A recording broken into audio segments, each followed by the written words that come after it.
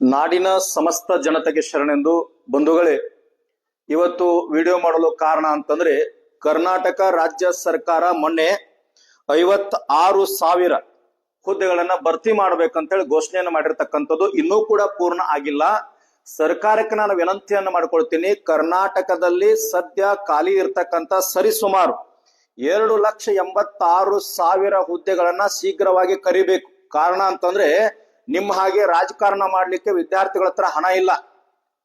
ಯಾಕಂದ್ರ ಒಬ್ಬ ವಿದ್ಯಾರ್ಥಿ ವಯಸ್ಸು ಹೋಯ್ತು, ವಯೋಮಿತಿ ಮೀರ್ತು ಅಂತಂದ್ರೆ ಯಾವ ರಾಜಕಾರಣಿ ಬಂದು ಕೈ ಹಿಡಿಯೋದಿಲ್ಲ. ಸಾಮಾನ್ಯ ಉದಾಹರಣೆ ಹೇಳ್ತೀನಿ, ಇಡೀ ರಾಜ್ಯದೊಳಗೆ ರೈತರ ಮಕ್ಕಳಿಗೆ ಹೆಣ್ಣನ್ನ ಕೊಡ್ತಾ ಇಲ್ಲ. ನೀವೇನಾದ್ರೂ 2,86,000 ಹುದ್ದೆಗಳನ್ನ ಶೀಘ್ರವಾಗಿ ಕರೀದೇ ಇದ್ರೆ ಕರ್ನಾಟಕ ರಾಜ್ಯ ರೈತ ಸಂಘ ಹಸಿರು ಸೇನೆ ರಾಜ್ಯ ಅಧ್ಯಕ್ಷರಾಗಿರ್ತಕ್ಕಂಥ ಚೋಣಪ್ಪ ಪೂಜಾರಿ ಅವರು ರಾಜ್ಯದ ಎಲ್ಲ ರೈತ ಮುಖಂಡರು, ಎಲ್ಲಾ ಜಿಲ್ಲಾಧ್ಯಕ್ಷರು, ತಾಲೂಕು ಮುಖಂಡರು 31 ಜಿಲ್ಲೆಗಳಿಗೆ ಕರೆ ಕೊಟ್ಟು ಗುರ್ಲಾಪುರ್ ಮಾದರಿಯೊಳಗ ಧಾರವಾಡ ಅಥವಾ ಬೆಂಗಳೂರು ಭಾಗದೊಳಗೆ ದೊಡ್ಡ ಪ್ರಮಾಣದ ಹೋರಾಟವನ್ನ ಮಾಡಿ ಸರ್ಕಾರವನ್ನು ಎಚ್ಚರಿಕೆ ಕೊಡಿಸಬೇಕಾಗ್ತದ. 2,86,000 ಹುದ್ದೆಗಳನ್ನ ಕರೆಯೋದ್ರೊಂದಿಗೆ ತಾವು ಏನ ನಿರ್ಧಾರವನ್ನು ತಗೊಳ್ಬೇಕು ಅಂತಂದ್ರೆ ಭ್ರಷ್ಟಾಚಾರದ ಕೂಪವಾಗಿರ್ತಕ್ಕಂಥ KPSCಯನ್ನ ಈ ಕ್ಷಣ ರದ್ದು ಮಾಡಬೇಕು. 5 ಜನ ನಿವೃತ್ತ ನ್ಯಾಯಾಧೀಶರ ಸಮ್ಮುಖದಲ್ಲಿ ಹಿಂದೆ ಆಗಿರ್ತಕ್ಕಂಥ KPSC ಒಳಗೆ ಆಗಿರ್ತಕ್ಕಂಥ ಎಲ್ಲಾ ಭ್ರಷ್ಟಾಚಾರವನ್ನ ಬಯಲಿಗೆಳೆದು ಅದರಿಂದ ಬಂದಿರತಕ್ಕಂತ ಹಣವನ್ನ ಮುಖ್ಯಮಂತ್ರಿಗಳ ಖಜಾನೆಗೆ ತಗೊಂಡು ರೈತರಿಗೆ ವಿತರಣೆ ಮಾಡ್ತಕ್ಕಂಥ ಕೆಲಸ ಆಗಬೇಕು. KPSC ಅಂತಂದ್ರ ಜನ ಸಾಮಾನ್ಯವಾಗಿ ಮಾತನಾಡ್ತಾರೆ, ಒಂದೊಂದು ಪೋಸ್ಟಿಗೆ ಇಷ್ಟಿಷ್ಟು ಹಣ ಅಂತೇಳಿ.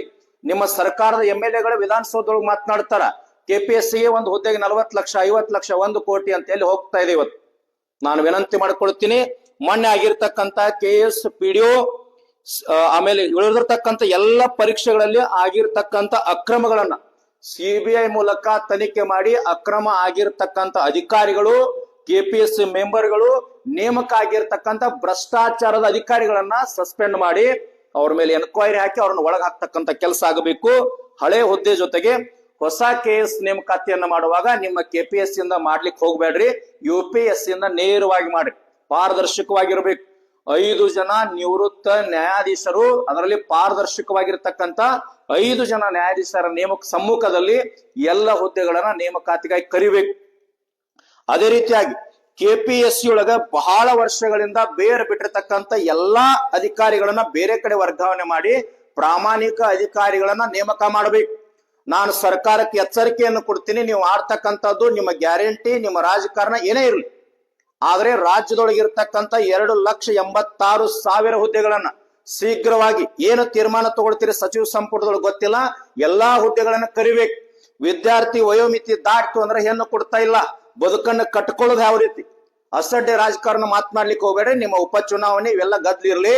ಕೆಲವೇ ದಿನಗಳೊಳಗ 2,86,000 ಹುದ್ದೆಗಳ ನೇಮಕಾತಿಗಾಗಿ ಅಧಿಸೂಚನೆಯನ್ನ ತಾವು ಹೊರಡಿಸದೇ ಇದ್ರೆ ಕರ್ನಾಟಕ ರಾಜ್ಯ ರೈತ ಸಂಘ ಹಾಗೂ 31 ಜಿಲ್ಲೆಗಳಿರ್ತಕ್ಕಂಥ ನೌಕರಿಗಾಗಿ ಓದ್ತಕ್ಕಂಥ ಎಲ್ಲ ವಿದ್ಯಾರ್ಥಿಗಳನ್ನ ಧರ್ಮಾತೀತ, ಪಕ್ಷಾತೀತ, ಜಾತ್ಯಾತೀತವಾಗಿ ಒಗ್ಗೂಡಿಸಿಕೊಂಡು ನಿರಂತರವಾಗಿ ಸರ್ಕಾರ ಲಿಖಿತ ರೂಪದಲ್ಲಿ ಭರವಸೆಯನ್ನು ಕೊಡತಕ್ಕಂತ ಉಗ್ರ ಪ್ರಮಾಣದ ಹೋರಾಟವನ್ನು ಮಾಡಬೇಕಾಗ್ತದೆ. ಎಚ್ಚರಿಕೆ.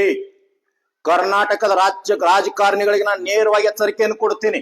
ನಿಮ್ ಮಕ್ಕಳು ಧಾರವಾಡದೊಳಗ ಬೆಂಗಳೂರದೊಳಗ ರೂಮ್ ಮಾಡ್ಕೊಂಡು ಹಾಸ್ಟೆಲ್ ಒಳಗೆ ಊಟ ಮಾಡ್ಕೊಂಡು ಗಾಢ ಮತ್ತು ಸಣ್ಣ ಸಣ್ಣ ಹೋಟೆಲ್ ಒಳಗೆ ಇಡ್ಲಿ ಆ ಒಂದು ಏನ್ ಇರ್ತದಲ್ಲ ಉಪಹಾರನ ಸೇವನೆ ಮಾಡಿ ಆ ಬಡತನ ಪರಿಸ್ಥಿತಿ ನಿಮ್ ಮಕ್ಕಳಿಗೆ ಗೊತ್ತಿಲ್ಲ. ಒಂದ್ ದಿನ ಆ ಪರಿಸ್ಥಿತಿಯನ್ನು ನೀವು ಅನುಭವಿಸಿದ್ರಿ ಅಂತಂದ್ರೆ ನಿಮಗ್ ಮನವರಿಕೆ ಆಗ್ತಾ ಇತ್ತು. ಕೊನೆಯದಾಗಿ ಎಚ್ಚರಿಕೆ ಕೊಡ್ತೀನಿ, ಶೀಘ್ರವಾಗಿ ನಿಮ್ಮೆಲ್ಲ ದುಷ್ಟ ರಾಜಕಾರಣ ನಿಮ್ಮ ಮತಕ್ಷೇತ್ರ ಇದೆಲ್ಲವನ್ನ ಬಿಡಬೇಕು. ಬಿಟ್ಟು 2,86,000 ಹುದ್ದೆಗಳನ್ನ ನೀವು ನೇಮಕ ಮಾಡ್ಲಿಕ್ಕೆ ಅಧಿಸೂಚನೆ ಹೊರಡಿಸಿದ್ರೆ ಕರ್ನಾಟಕ ವಿದ್ಯಾರ್ಥಿಗಳ ಸ್ಪರ್ಧಾರ್ಥಿಗಳ ಬಾಳಲ್ಲಿ ಒಂದು ಹೊಸ ಆಶಾಕಿರಣ ಆಗ್ತದ. ಎಲ್ಲರ ಮನೆಯೊಳಗೆ ನಿಮ್ಮ ಭಾವಚಿತ್ರ ಪೂಜೆ ಆಗ್ತದ. ನಮ್ದೇನೂ ಸ್ವಾರ್ಥ ಇಲ್ಲ. ಎಚ್ಚರಿಕೆ ಕೊಡ್ತೀನಿ, ಶೀಘ್ರವಾಗಿ ಇದರ ನೇಮಕಾತಿ ಆಗ್ಬೇಕು. ಇನ್ನು ಕೆಲವೇ ದಿನಗಳೊಳಗೆ ಬೆಳಗಾಂ, ಧಾರವಾಡದಲ್ಲಿ ನಾವು ಪ್ರೆಸ್ ಮೀಟ್ ಅನ್ನ ಮಾಡ್ತಾ ಇದ್ದೀವಿ. ಅಷ್ಟೊಳಗೆ ಎಚ್ಚೆತ್ಕೊಡ್ರಿ. ಲಕ್ಷಾಂತರ ಯುವಕರನ್ನ, ವಿದ್ಯಾರ್ಥಿಗಳನ್ನು ಕೂಡಿಸ್ಕೊಂಡು ಹೋರಾಟವನ್ನ ಮಾಡಿದ್ದಾದ್ರ ಗುರ್ಲಾಪುರ್ ಮಾದರಿ ಹೋರಾಟ ಆಗ್ತದ. ಎಚ್ಚರಿಕೆಯಿಂದ, ಲಘು ಬಗೆಯಿಂದ ವಿದ್ಯಾರ್ಥಿಗಳಿಗೆ ಗೌರವ ಕೊಟ್ಟು, ಬದುಕನ್ನ ಕಟ್ಟುಕೊಳ್ಳಿಕ್ಕೆ ಗೌರವವನ್ನು ಕೊಟ್ಟು ಶೀಘ್ರ ನೇಮಕಾತಿಯನ್ನ ಮಾಡಬೇಕಂತೇಳಿ ಸರ್ಕಾರದ ಎಲ್ಲ ಸಚಿವರಿಗೆ, ಶಾಸಕರಿಗೆ ಮತ್ತು ಮುಖ್ಯಮಂತ್ರಿಗಳಿಗೆ ವಿನಂತಿ ಮೂಲಕ ನಾನು ಎಚ್ಚರಿಕೆಯನ್ನು ಕೊಡ್ತೀನಿ. ನಮಸ್ಕಾರ.